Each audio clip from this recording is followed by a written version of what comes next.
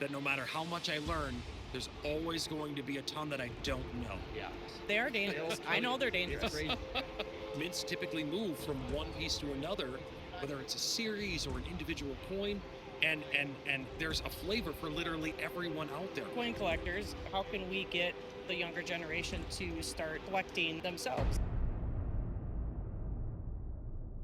Cherri, Grunklee, GovMint.com. We're at Minneapolis, Minnesota. MJ Inveen with GovMint.com. So what do you guys do personally for GovMint? I am the wholesale manager. And I am the wholesale director, as well as I assist new representatives in their training path. And I know we just talked about this, but for the audience, what does GovMint do? So GovMint has been in business for over 40 years. We specialize in exclusive relationships with many sovereign mints for modern numismatic pieces. We also have vintage US coins, vintage world coins.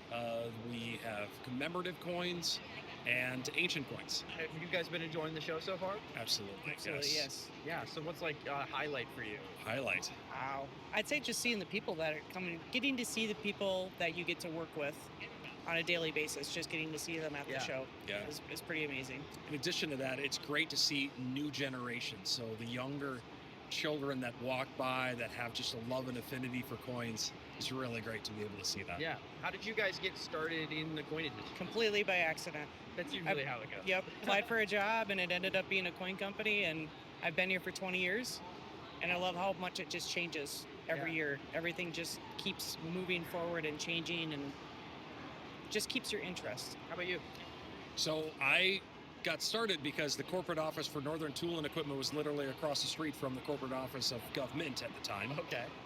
But I'd always been interested in coins. I was given a Morgan silver dollar from my grandfather, and he told me a little bit about the story, and to this day, it's one of my favorite coins. Silver dollar. Yes. What was that like first experience like when we first started getting into coins? So first getting into coins was a little interesting because there was so much out there that I decided to both listen to people that were selling as well as try to read and to learn as much as I could. And I sought out somebody that was supposedly the expert that we had on staff. And he was the first person that told me that no matter how much I learn, there's always going to be a ton that I don't know. Yeah. And that's actually what intrigued me the most is there is just this world of information that continues to grow by the minute. And that also is expanding by the world of collectors. Every minute, there's more collectors in this world of what we offer and what's offered by a lot of our competitors. Yeah. And do you collect yourself at all? I do collect. I am that person that needs everything in a collection. So I have every single silver koala that's ever been done. Wow, okay. I have all the Queen's Beast 2-ounce silvers. You got like the full set. I have the whole set. So I like my complete sets. Okay. Is it mostly modern for you? Mostly modern, yep. Okay. What would you say is the importance of a coin show for a company like GovMint? I would say the importance is important on two levels. One, it's important, I think, to have a name out there and so you can be recognized by your peers, and also for those people that want to walk around and just get a flavor of what each company has to offer. And then the other reason, at least from our side, being in the wholesale business, we also get to meet a lot of places that we can do business by just visiting some of the additional ones. Yeah. What is your favorite U.S. coin design? So favorite U.S. coin design is actually the Morgan silver dollar, just because it was the first Lady Liberty that was actually modeled after a real person. Right. And that coin was done in masses. It helped save us from losing World War I, as many of them were melted down after the Pittman Act and sent over to Great Britain. It was the coin of the Wild West. I mean, there's so many reasons why that is just an absolutely iconic U.S. piece. Mine's the koalas. The koala. Yes, it's the koalas. I love all of them. I like how they change every year, and they're just, they're cute animals. So I just love them. They're dangerous. They are dangerous. I know they're dangerous. It's crazy. They can run surprisingly fast. Yeah. Yes. The bear part of it, I feel like, is understated. Yeah, Yes, exactly. Yes. Oh, now I start riffing about bears and I forget the whole rest. Yes. Any more bear questions? No. Bear question. Okay. What's your favorite bear? Koala. I prefer the grizzly bear. Yes. Okay.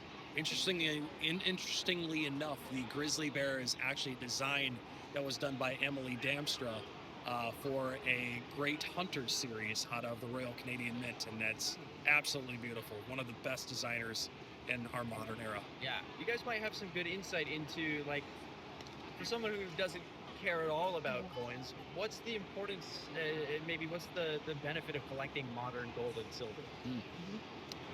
I would say the benefit of collecting modern gold and silver on the collectible side is that you have something that's limited, you have something scarce. If you think of basically the basic laws of economics is something that's supply and demand is always going to be in demand and has been for centuries.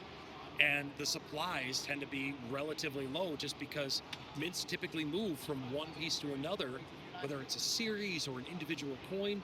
And there's a flavor for literally everyone out there. People that are interested in animals, to iconic images, to things that bring them back to early eras of history.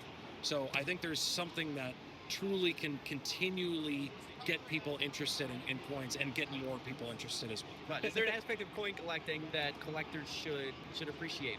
I will tell you, one of the things that you won't find in abundance here at a show like this, and I feel like are in absolutely limited quantity, are ancient coins. So there are no more ancient coins that will ever obviously be done unless some distant battlefield has like a clay pot that hasn't been discovered. Right. And they tie back to eras of history that are full of wars and a different time. One of my favorite ancient coins is actually the ancient Byzantine gold that Constantine the Great started with pictures and portraits of Jesus. That actually was the precursor before any artwork was done of Jesus. I mean, that was where you first saw him. And those are maintained over time, and obviously very little wear has gone into them because they obviously haven't been transacted for centuries. Yeah. So it's those are some of my favorite pieces, and definitely understated. Is there something you feel like could be added or needs to happen in the coin community just to keep it alive?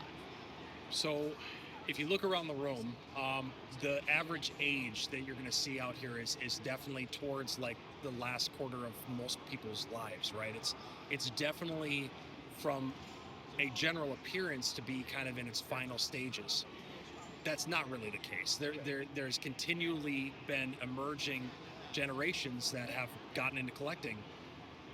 But what I think is really missing is that outreach, kind of what you're doing right now, a way to connect with people and younger people on their level, social media and other elements that are going to be seen and respected by the younger generations. I think needs to happen.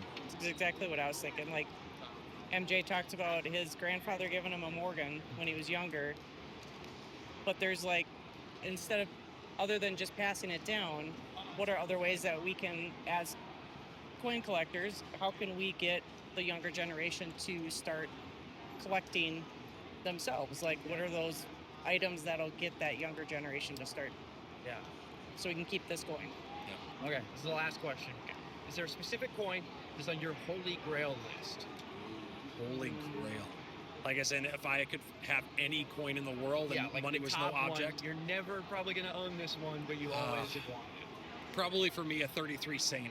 But I would specifically want Okay. the one that was owned by King Farouk. Yeah. Pedigree is everything to me. And I love Eliasberg coins. I love Farouk coins. I would actually love it in the original like mesh spider like paperwork like things that he had it in. Now granted it's been taken out since then, but that's what I would want, is a piece of history that's been untouched. And that's ultimately the most valuable one. So it's a pretty common answer. Yeah. Yeah. I'd go with that one too. Just because there is a Yes. right? Or a cool koala. And Cool then we could koala. retire Yeah, as yeah, well. yeah. Yes. Awesome. Is there anything else you guys want to mention or plug? Talk about the website, Instagram, anything like that you want to say before we wrap it up? Check it out, GovMint.com. Go to GovMint.com. GovMint, yeah, Absolutely. Check us out. We have a lot of what other people don't have, and it's your one-stop shop for best coins. Yeah. There you go. All right.